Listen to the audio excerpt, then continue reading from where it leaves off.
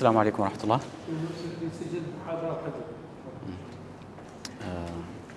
Donc je suis très heureux de revenir ici. Je suis venu ici, bon, c'était physiquement, c'était pas ici, mais c'était à l'autre université en 2014. Quelques-uns d'entre vous étaient là.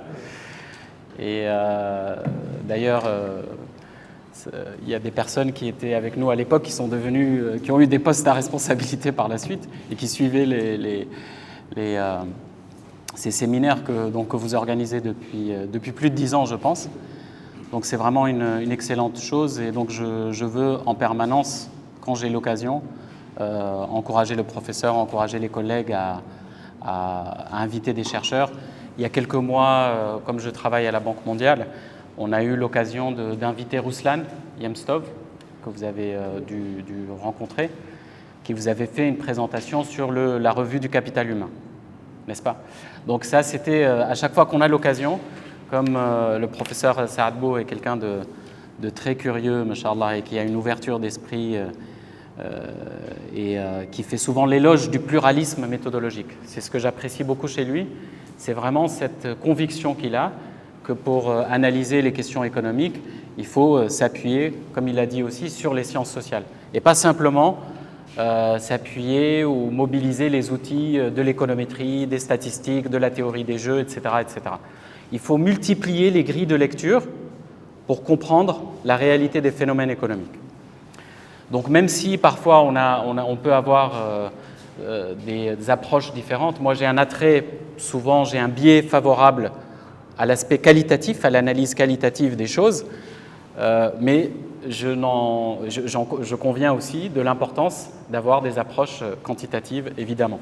Je pense que tout ça va ensemble pour permettre de comprendre les phénomènes économiques, parce que l'objectif, finalement, c'est ça.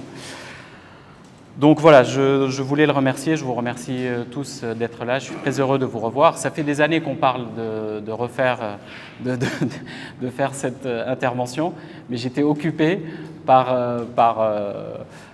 comme il vous a dit, j'ai travaillé, quand j'ai fini ma thèse, j'ai fait le choix de travailler plutôt dans le monde concret du développement, donc j'étais consultant, mais j'ai aussi fait de l'enseignement, j'ai enseigné à l'université Paris 1 en tant que professeur agrégé.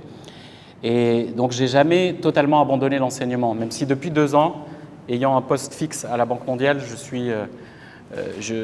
disons que l'enseignement m'occupe que très rarement. Et quand l'enseignement m'occupe, il m'occupe ici à l'université de Nouakchott et je suis très fier de pouvoir enseigner, d'intervenir à l'université de Nouakchott et d'avoir des discussions passionnantes avec les étudiants. Bon, j'aurais éventuellement des choses à dire sur l'introduction du professeur, mais je ne vais pas m'étaler sur ça. Publish or perish, comme il vous l'a dit. Publier ou périr. J'aimerais nuancer ça quand même. C'est-à-dire que quand on publie quand même dans un cadre particulier. Il y a comment dire, une sociologie de la pratique scientifique, avec, comme vous le savez, des revues dans lesquelles il faut publier, des revues qui ont aussi des grilles de lecture particulières. Comme vous le savez, il y a quelques jours, les 3 prix Nobel, mais parmi en tout cas, les 2 que je connais le mieux, c'est Acemoglu et Robinson. Acemoglu et Robinson ont abordé la question des institutions, ont montré comment des institutions pouvaient influencer le développement économique. Que si on avait des institutions inclusives, c'est-à-dire par exemple dans des pays où on favorise le droit de propriété, on protège le droit de propriété, on va avoir dans ces cadres-là plus de possibilités de se développer que dans des pays où on aura des institutions extractives qui vont prélever une rente destinée à l'élite. Donc, faire de l'épistémologie, c'est aussi se dire, prendre du recul par rapport aux productions scientifiques de prix Nobel. Ce sont des prix Nobel, d'ailleurs le prix Nobel d'économie, vous le savez, est-ce que c'est vraiment un prix Nobel? C'est le prix de la Banque de Suède, donc la banque centrale suédoise, en hommage à Alfred Nobel. Parce qu'Alfred Nobel n'avait pas décidé, en tout cas je crois que c'est dans son testament qu'il indique quels sont il me semble que c'est ça, mais vous me corrigez si je me trompe, mais il indique les domaines qui doivent bénéficier de prix Nobel et l'économie n'en faisait pas partie. Donc le prix Nobel est venu bien après. Je crois que c'est à la fin des années 60, 1969, je pense que c'est le premier prix Nobel. Donc ça veut dire quoi? Ça veut dire aussi, c'est de l'épistémologie ça, c'est-à-dire comme il vous l'a dit, l'épistémologie c'est quoi? Épistémé c'est la connaissance, logos c'est le discours, c'est l'étude, donc c'est le discours sur la connaissance. L'épistémologie c'est prendre du recul par rapport à la production de la connaissance, par rapport à la production du savoir scientifique, prendre du recul.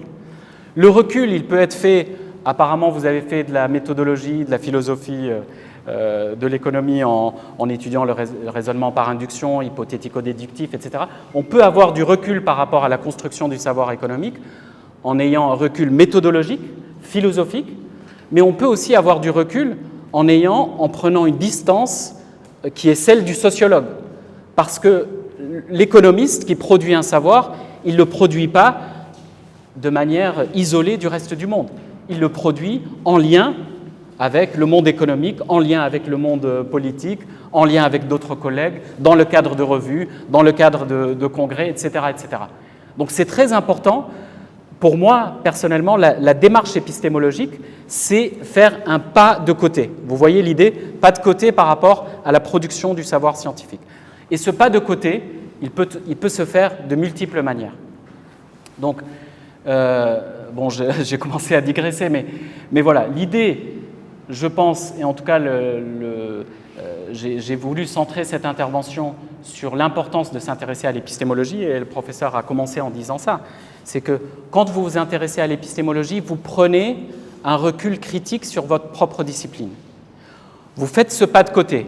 Soit vous le faites par rapport à votre propre production scientifique, vous vous dites quelle est l'histoire de ma discipline, quelles sont les méthodes à l'œuvre dans cette discipline, et vous arrivez à la relativiser non pas pour la mettre à la poubelle, la relativiser pour se dire qu'il y a d'autres possibilités, d'autres méthodes, éventuellement même enrichir votre propre méthode. Donc ça, c'est une possibilité. Et ça a été fait par, évidemment, il y a beaucoup d'économistes qui font ce travail. La méthodologie, c'est devenu, l'épistémologie en tant que réflexion méthodologique, c'est un domaine qui s'est professionnalisé aujourd'hui. C'est-à-dire qu'il y a des chercheurs qui font que ça. Mais les économistes eux-mêmes ont évidemment des réflexions épistémologiques depuis toujours. Parmi les derniers, Vernon Smith, Richard Thaler, des prix Nobel, ont eu une réflexion épistémologique pas très poussée, parce que quand on la pousse, finalement, on peut se retrouver disons, à remettre en cause et à rentrer dans des petits détails méthodologiques qu'on peut toujours questionner et interroger en permanence, mais c'est quand même une démarche importante, parce que le scientifique qui n'a pas cette réflexion épistémologique, de mon point de vue, il a une réflexion qui risque de tomber parfois dans un certain dogmatisme. Donc voilà, moi j'ai toujours été, notamment dans le cadre de mon travail d'enseignant, j'ai toujours encouragé les étudiants à avoir une démarche épistémologique à un moment donné. Donc voilà, donc c'est pour ça que je trouve intéressant de venir ici, c'est parce que vous avez toujours des interventions assez diverses sur différents domaines et vous avez compris l'importance d'avoir cette démarche pluraliste. Évidemment, j'ai un biais en faveur de l'épistémologie parce que j'ai fait une thèse sur l'épistémologie économique. J'ai travaillé sur le courant de l'économie écologique. Certains, je pense, étaient là quand j'ai fait mon intervention il y a presque 10 ans maintenant, en 2014, où j'ai présenté ma thèse. J'ai travaillé sur ce courant justement en faisant un travail d'épistémologie, c'est-à-dire en réfléchissant, en ayant une lecture historique, en ayant une lecture qui essaye de mettre en évidence quel est le discours écologique particulier, singulier, qui s'est marié à l'économie. Parce que quand on parle d'écologie, l'écologie c'est une science, et qui dit science dit aussi différentes possibilités d'avoir des paradigmes, des lectures de la question écologique, et je parle évidemment sous surveillance du professeur qui connaît bien mieux ces sujets que moi. Donc, ce qui m'avait intéressé, c'est de savoir quel discours écologique avait pu se marier avec quel discours économique. Et j'ai voulu réfléchir à comment émerge une hétérodoxie. Et à cette occasion-là, je me suis pris de passion pour ces questions épistémologiques, et notamment pour l'évolution récente de l'histoire de la pensée économique. L'histoire de la pensée économique, aujourd'hui, il faut savoir qu'on est dans un contexte où il y a ce que Wade Hans, je pense qu'il n'est pas le seul, il doit citer un autre spécialiste de méthodologie, appelle le mainstream pluraliste. Mainstream, ça veut dire cadre de pensée dominant, pluraliste. On n'est plus comme après la Seconde Guerre mondiale où il y avait un courant dominant globalement qui s'appelle la synthèse néoclassique. Aujourd'hui, il y a un pluralisme. Le pluralisme, c'est quoi? C'est l'économie comportementale, c'est la neuroéconomie, c'est l'utilisation de la théorie des jeux, etc., etc. Donc vous avez différentes approches de l'économie. C'est l'économie institutionnaliste, comme vous avez vu, Daron Acemoglu, Robinson ont eu le prix Nobel, ce qui montre que l'économie accepte, finalement valide cette approche. Donc aujourd'hui, on est dans un mainstream, cadre dominant, mais avec une pluralité de lecture. Mais il reste quand même cette idée qu'il y a un cadre dominant. Et ce cadre dominant, il me semble, vous m'excuserez quelquefois, mes souvenirs datent de quelques années parce que j'ai presque arrêté de faire de l'épistémologie en 2015, mais John Davis dit, il me semble que ce qui fait le lien de ces différentes approches paradigmatiques au sein même de la pensée économique, c'est l'utilisation des outils quantitatifs que le professeur met en avant et estime très important, et à juste titre. Mais en tant que personne qui se passionne d'épistémologie, j'ai envie de dire aussi que d'autres approches sont possibles. C'est-à-dire, c'est très important pour vous de maîtriser évidemment les outils économétriques ou la théorie des jeux, ou en tout cas tous ces outils quantitatifs qui vont vous permettre de faire vos analyses, de publier comme il dit, à défaut de périr. Parce qu'effectivement, quand on ne publie pas aujourd'hui, on périt académiquement parlant. On ne périt pas évidemment physiquement, on périt académiquement parlant. Sinon, on se permet des approches alternatives. Moi, personnellement, je ne dis pas que j'ai fait le choix de périr, mais après ma thèse, j'ai voulu plutôt travailler dans le développement. J'ai travaillé sur certaines questions, par exemple sur l'économie du terrorisme, où j'ai travaillé plusieurs mois dans le cadre d'un séminaire de formation des officiers supérieurs. Et dans ce cadre-là, j'ai pu faire ce que j'ai envie de faire, c'est-à-dire plutôt une approche qui mobilise les travaux des sociologues, qui mobilise les travaux des économistes et qui essaye d'en tirer des conclusions, voire même les travaux sur les questions de réflexion sur les différents courants de l'islam. Et je vous avais présenté, il me semble, ce travail il y a quelques années. Mais effectivement, comme dit le professeur, maîtriser ces outils si votre objectif est de continuer en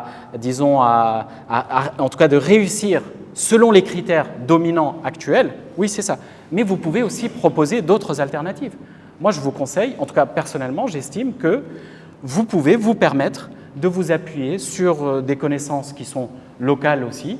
Il y a toute une tradition dans ce pays, comme vous le savez, de jurisprudence islamique qui a étudié des questions de manière très subtile, des questions économiques, des questions sociales, etc.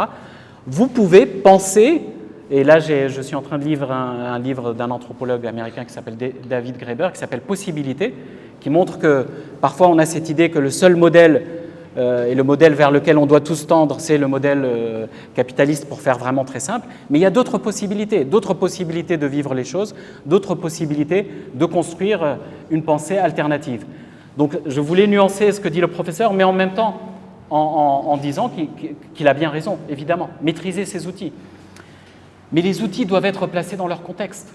Vous avez eu, je sais que vous avez par exemple eu l'occasion de travailler sur le modèle d'équilibre général calculable. Et que j'ai vu ça dans les infos, dans les informations, que le PNUD a financé une formation sur le modèle d'équilibre général calculable. C'est très bien, évidemment. Mais vous devez aussi connaître ou vous intéresser, je pense, à l'origine de l'équilibre général calculable. Vous devez être capable de l'historiciser. Vous devez connaître l'article d'Arnaud-Debreu de 1954, qui est un article très important, évidemment, sur l'équilibre général.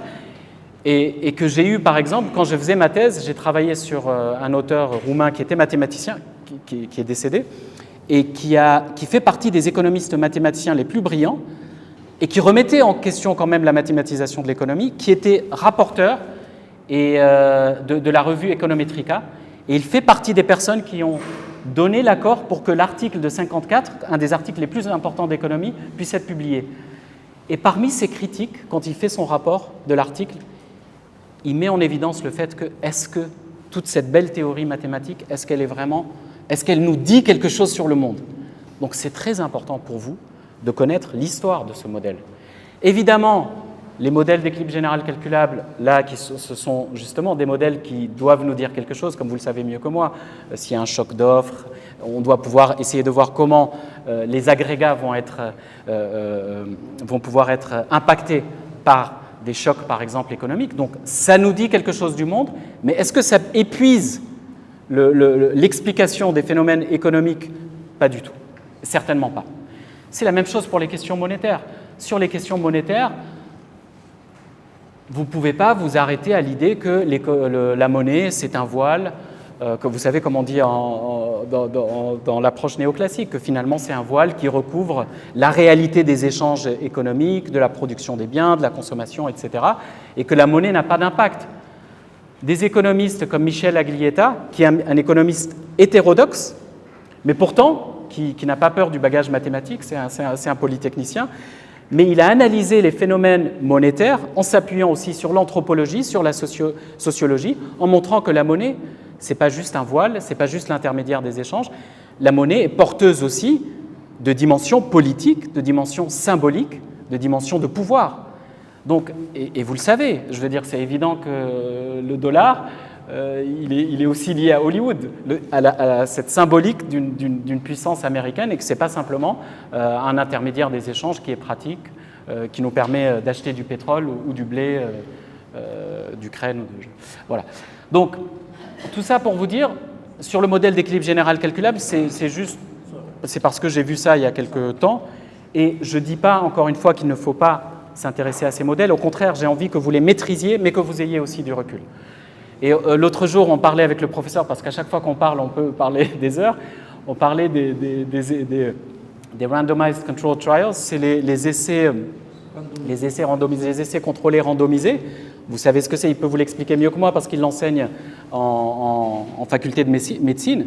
C'est des essais qui ont été utilisés surtout dans le domaine médical pour connaître les effets d'un médicament. Donc on va avoir un groupe qui sont tirés de manière aléatoire, on va avoir un groupe de traitement qui va avoir le médicament et un groupe de contrôle qui va avoir un placebo.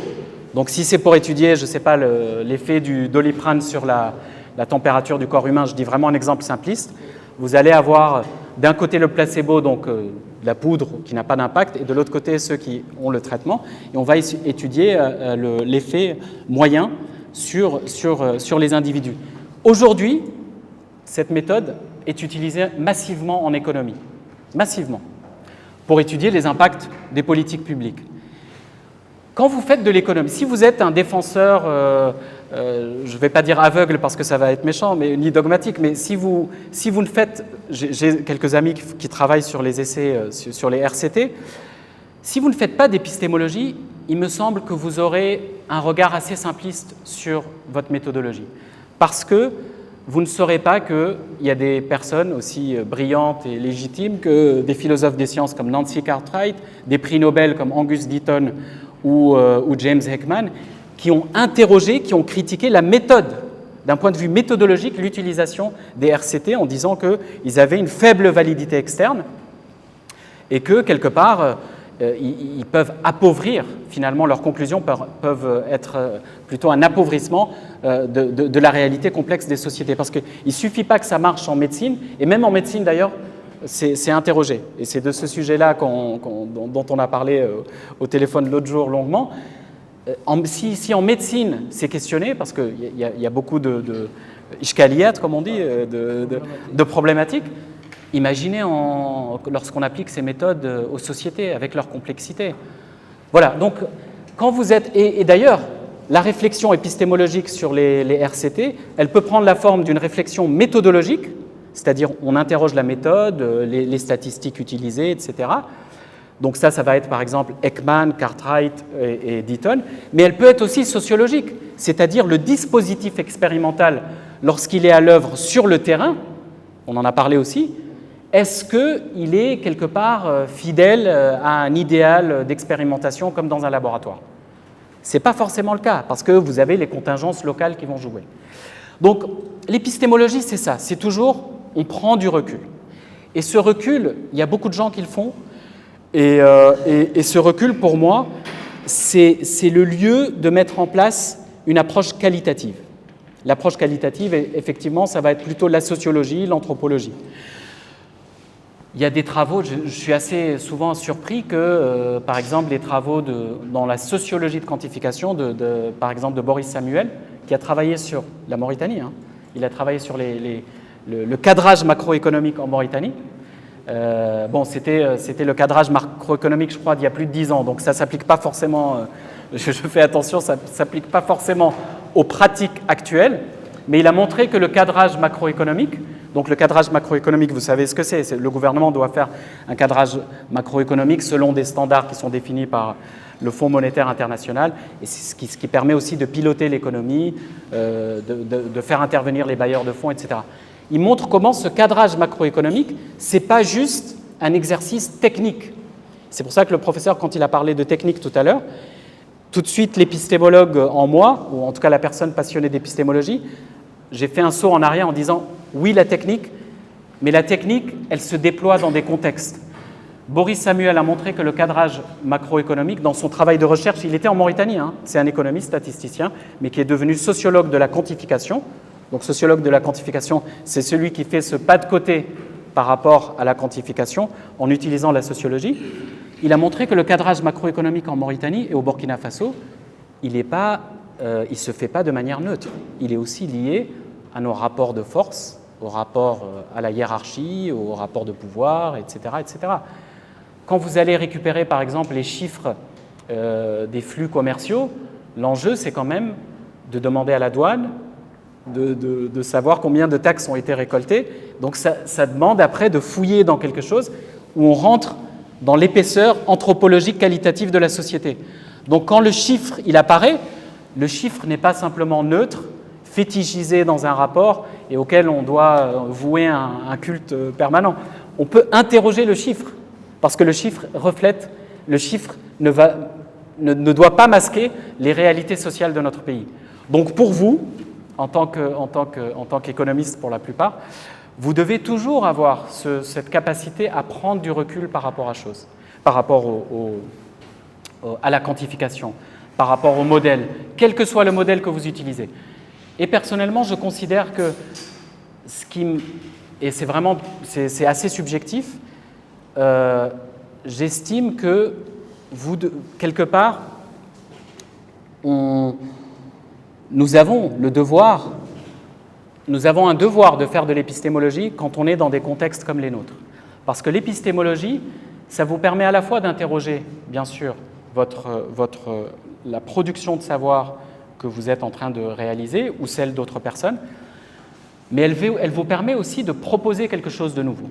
Et elle vous permet aussi de ne pas être impressionné par les discours d'autorité. Quand je vous parlais d'Acemoglu et Robinson tout à l'heure, j'ai un respect total évidemment pour eux. Ce sont des personnes qui ont publié dans de très grandes revues académiques, qui ont fait un travail minutieux de recherche académique. Mais ce qu'ils disent, parfois, il y a des chercheurs, Jared Diamond, qui est un biologiste, notre collègue Ekan le connaît très bien, et qui a écrit un livre très connu qui s'appelle « Effondrement », il a été très critique des travaux d'Acemoglu en disant que ce n'est pas que les institutions comme le droit de propriété qui favorisent le développement. Il y a aussi des dimensions écologiques dans le fait qu'un pays se développe ou pas. Il y a un autre économiste sud-coréen, économiste hétérodoxe, donc vous avez compris, il y a globalement l'orthodoxie dominante, mais il y a aussi l'hétérodoxie qui dit des choses intéressantes, comme Michel Aglietta sur la monnaie, ou comme Chang, qui est un économiste sud-coréen. Et lui aussi critique les travaux d'Acemoglu et Robinson en disant on ne doit pas penser que la Corée du Sud, par rapport à la Corée du Nord, elle s'est développée simplement grâce à l'adhésion à ces institutions inclusives. C'est pas ça, seulement ça. Il y a aussi une singularité liée à ce pays et un interventionnisme de l'État qui est très puissant en Corée du Sud. Donc le succès de la Corée du Sud, ce n'est pas juste l'adhésion au libéralisme, c'est aussi un interventionnisme massif du gouvernement coréen pour favoriser, pour mettre en place les conditions du développement. Donc voilà, quelque part, si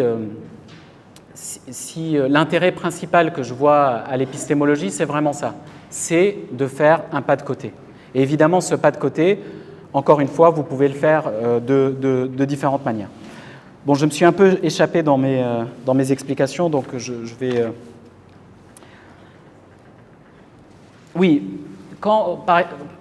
je vous parlais tout à l'heure du travail que j'ai eu l'occasion de faire sur l'économie du terrorisme, que je vous avais présenté. Le papier est disponible aussi, je peux vous l'envoyer. Quand j'ai fait ce travail, quelque part, j'ai profité de la recherche minutieuse dans chaque domaine de différents chercheurs. Par exemple, je me suis appuyé sur Yana Cohn et Berman, qui sont des économistes, qui ont fait un travail justement très sérieux dans le cadre de l'économie et qui ont publié dans des revues prestigieuses et qui ont utilisé la grille de lecture économique pour analyser le comportement terroriste, entre guillemets. Mais je me suis dit, donc j'ai utilisé leurs travaux, mais j'ai aussi utilisé des travaux de sociologues, j'ai aussi utilisé des travaux, parce que le terroriste, c'est pas simplement, comment dire, l'économie nous montre, ou en tout cas une approche économique peut nous montrer que le terroriste, c'est pas un fou, c'est quelqu'un qui a aussi un calcul, qui a une raison terroriste, entre guillemets, c'est-à-dire qu'il fait un calcul coût-bénéfice. Il est aussi inscrit dans une sociabilité. Quand vous étudiez les parcours individuels de ce qu'on appelle les terroristes, notamment vous avez en Afrique subsaharienne dans certains groupuscules, vous allez vous rendre compte qu'ils ont intégré ces groupuscules parce qu'il y a des liens sociaux. Et vous pouvez expliquer de manière très minutieuse comment les parcours individuels, le capital social va provoquer l'adhésion de certaines personnes à des groupes terroristes. Donc c'est en multipliant les approches et aussi en m'appuyant sur les textes d'analyse des différents courants, comme vous le savez, ils sont quand même liés à des courants très intégristes, très marginaux et qui ne sont pas du tout représentatifs. Et cette étude, présentée aux officiers supérieurs, elle s'inscrivait aussi dans le cadre, comme vous le savez, d'une réflexion sur l'exemple mauritanien, où on n'a pas du tout considéré le terroriste comme ce qu'un ancien président de la République française a dit, en parlant d'éléments terroristes. Ça m'a toujours gêné, ce mot « élément ». Élément, vous savez, ça me rappelle le tableau périodique. C'est un élément chimique, voilà, qui serait détaché de tout et qui n'aurait même pas une sorte d'humanité ou une singularité. Malgré tout, c'est des êtres humains. La sociologie, l'approche sociologique, elle montre, et aussi économique, finalement, elle les humanise, elle les replace dans leur contexte et elle permet de lutter. L'idée, ce n'est pas d'excuser. L'idée, c'est d'expliquer. Expliquer, ce n'est pas excuser, contrairement à ce qu'a dit aussi un ancien ministre français qui disait que quand on commence à expliquer, quelque part, on excuse. Pas du tout. On explique, on remet ces personnes dans le cadre d'une épaisseur anthropologique, sociale, on mobilise les outils de l'économie, même la plus formalisée, et on essaye de comprendre pour éventuellement réfléchir à des instruments de lutte. Et la Mauritanie, comme vous le savez, on est une république islamique, la majorité des gens, 100% quasiment de la population est musulmane, les gens vont à la mosquée, il n'y a pas de problème de terrorisme. Donc c'est bien que ce n'est pas lié à l'orthodoxie, au discours dominant en islam, c'est lié à des conditions particulières. Et le pluralisme méthodologique permet il me semble, d'analyser ces aspects.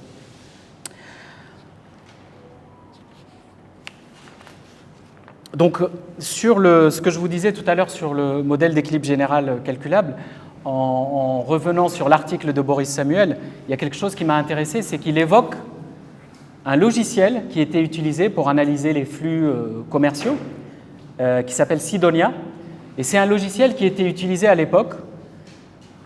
Là, on a, comme vous parliez tout à l'heure des logiciels économétriques, on a un logiciel, on a de la technique, mais il montre bien que la technique, le logiciel, n'empêche pas, encore une fois, la réalité anthropologique de prendre le dessus.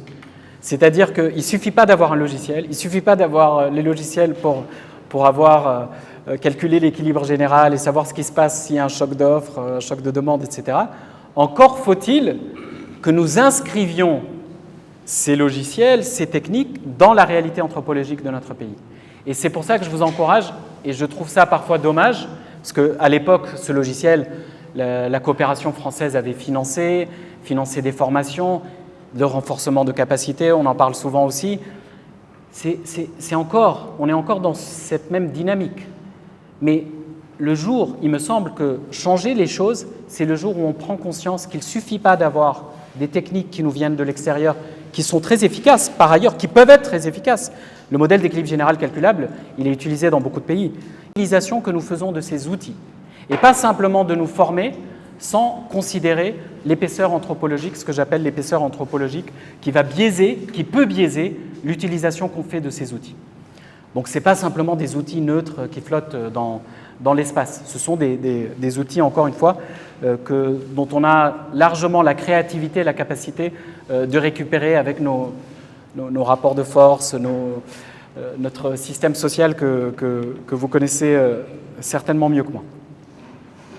Donc voilà, le dernier point que je veux aborder, après on va ouvrir à la discussion, parce que je voulais simplement vous présenter quelques idées comme ça sur l'épistémologie économique et l'intérêt de faire de l'épistémologie en général, et pas que l'épistémologie économique, c'est qu'aujourd'hui, il y a un consensus de la part des professionnels qui font de la méthodologie, c'est-à-dire qui publient dans des revues de méthodologie et d'épistémologie. Il y a ça aujourd'hui. Il y a de plus en plus, le domaine s'est professionnalisé. Il y a un consensus, c'est qu'il n'existe pas une seule méthode pour faire de la science économique. La bonne méthode pour faire de la science économique, qui va être une méthode inscrite dans le marbre et qui va permettre à un Burkinabé, un Mauritanien, un Russe de produire des connaissances économiques, ça n'existe pas. Et ça revient à un livre qui m'avait beaucoup passionné quand j'avais commencé ma thèse, ou même avant, c'était le livre de Feyerabend, contre la méthode. Le titre, c'est Contre la méthode. Après, vous vérifierez le sous-titre, pour un anarchisme méthodologique ou quelque chose comme ça. Et donc, Paul Feyerabend, c'est un historien des sciences, et qui arrive à une conclusion, en étudiant, attention, là on parle de sciences dures, en plus, on parle de physique, de chimie, etc. Il montre il dit en anglais « anything goes » pour faire progresser la science, qu'il n'y a pas une seule méthode pour faire progresser la science. Anything goes, c'est-à-dire tout type de tâtonnement permettent de produire des connaissances qui peuvent être utiles au progrès de la science. Et anything goes, ça ne veut pas dire, attention, anything goes, ça veut dire tout convient, mais ça ne veut pas dire, tout est bon pour faire progresser la science, mais attention, ça ne veut pas dire tout se vaut, tout est à égalité. Ça ne veut pas dire que quelqu'un qui a un discours spontané sur les questions économiques ou monétaires, sa parole est la même que quelqu'un qui étudie ces questions de manière beaucoup plus sérieuse, en discutant avec les pairs, en publiant dans des revues. Ce n'est pas du tout ce que je suis en train de dire. Le relativisme, je pense que ce relativisme absolu, il n'a jamais apporté grand-chose. Le relativisme, vous voyez un peu l'idée, l'idée de dire que tout se vaut, ça serait ça. Ça serait une espèce de relativisme absolu où finalement n'importe quelle tentative de production d'un savoir économique ou physique vaudrait la même chose que les tentatives plus sérieuses et cadrées. Donc ce n'est pas du tout l'idée. Mais malgré tout, ça ouvre la porte, même dans les sciences dures, d'autant plus dans les sciences humaines, et l'économie pour moi est une science humaine, même si elle doit mobiliser l'économétrie, la théorie des jeux et tout ça, mais c'est une science sociale, c'est une science humaine, d'autant plus dans les sciences humaines. Ça veut dire que vous, ici, et moi je trouve que, pour revenir encore une fois au livre de Graeber, Possibilité, vous avez la possibilité, vous pouvez vous permettre de proposer des choses, de créer une revue, je ne sais pas si c'est un projet, de créer une revue locale avec vos critères, de l'ouvrir à des dimensions, comme je vous ai dit, de connaissances locales qui peuvent être pertinentes pour apporter des explications aux phénomènes économiques. Donc voilà, c'était pour finir sur ça, ne pas tomber dans le piège du relativisme, ni le relativisme paralysant. Parce que vous savez aussi, j'ai vu ça a pu être aussi une tentation que j'ai eue quand j'ai fait de l'épistémologie, c'est qu'à force de réfléchir à la construction des choses, par exemple, moi, dès que je vois Acemoglu, les prix Nobel, je me dis quelle est leur méthode, ils ont publié dans quelle revue, et ça peut être dangereux quand on le fait systématiquement, on finit par relativiser l'ensemble des productions économiques, alors que, évidemment, encore une fois, il y en a qui sont évidemment plus sérieuses que d'autres. Mais le danger contraire aussi existe, c'est-à-dire que, comme je vous ai dit au début, les économistes, aussi brillants soient-ils, qui ne font pas d'épistémologie, qui n'ont pas de recul critique par rapport à leur domaine, eux peuvent tomber dans le dogmatisme. faut pas tomber dans le relativisme. Il me semble que ce n'est pas intéressant de tomber dans le relativisme paralysant, ni tomber dans le dogmatisme fasciné par sa méthode qui expliquerait l'ensemble des phénomènes économiques. Je pense qu'il y a un juste milieu d'avoir, comme disait le professeur, l'esprit critique, la capacité de prendre du recul par rapport à sa discipline. Et sortir de la vision continuiste. La vision continuiste, et finalement, ça aussi, c'est quelque chose qui est... La vision continuiste, ça serait de considérer que l'économie, comme la physique, etc., elle progresse continuellement et qu'aujourd'hui, forcément, si je fais de modèles d'équilibre général calculables ou que si je fais des essais randomisés, etc., que je suis au sommet de la hiérarchie de ce qui est possible en matière de sciences économiques aujourd'hui. La vision continuiste, elle est aussi assez simpliste parce que je vous promets qu'on a tous des choses à apprendre en lisant Smith, en lisant Marx, en lisant Veblen, en lisant Keynes évidemment. Et ce sont des auteurs qui d'ailleurs usent très peu de formalisme. Vous savez, le professeur parlait tout à l'heure de Marshall. Marshall, il a mis en annexe tout ce qui est mathématique. Dans le corps de son texte, c'est essentiellement, disons, des choses qui ne sont pas formalisées et qui sont donc compréhensibles. Voilà, donc se méfier de la vision continuiste, se donner la possibilité d'être créatif. Encore une fois, se donner la possibilité d'être créatif et ne pas sous-estimer son propre travail. C'est-à-dire que le professeur tout à l'heure disait publier ou périr. Ok, mais publier dans des revues d'Afrique du Nord ou publier dans une revue mauritanienne ou publier dans une revue française, c'est une bonne chose. Tout le monde n'a pas les capacités ou tout le monde n'a pas, disons, parfois aussi le réseau. Et c'est ça aussi, je vous parle en tant que personne qui s'intéresse à la sociologie des choses. Tout le monde n'a pas forcément ces liens qui vont permettre de publier dans les bonnes revues. Et encore une fois, l'économie, et là il y a un ouvrage passionnant d'une sociologue qui s'appelle Marion Fourcade, qui s'appelle Économiste et société, où elle montre qu'entre 1890 et 1990, elle étudie 3 traditions d'écoles de pensée économique. États-Unis, Grande-Bretagne et France.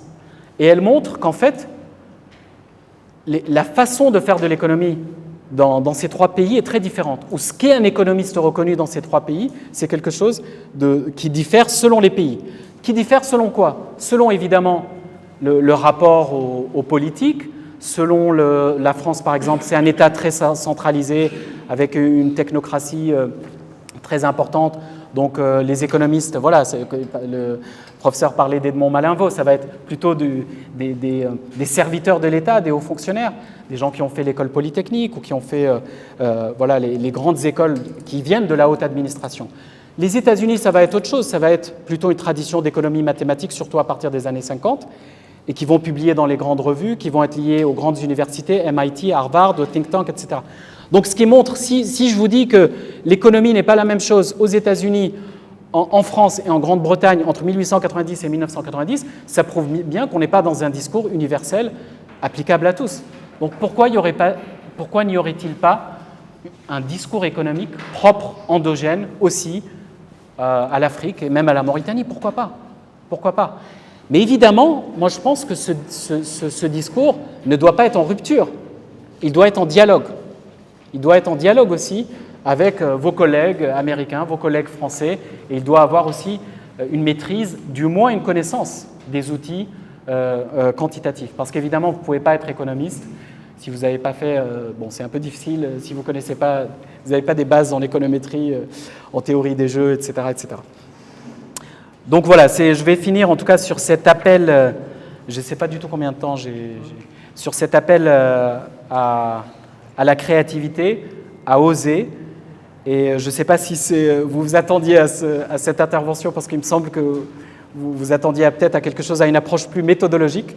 Donc voilà, l'approche est moins méthodologique, elle est plutôt épistémologique en vous montrant la variété des possibles, des manières de faire de l'épistémologie et en vous encourageant à prendre au sérieux ces questions et à être créatif. Voilà, je vous remercie beaucoup. Merci.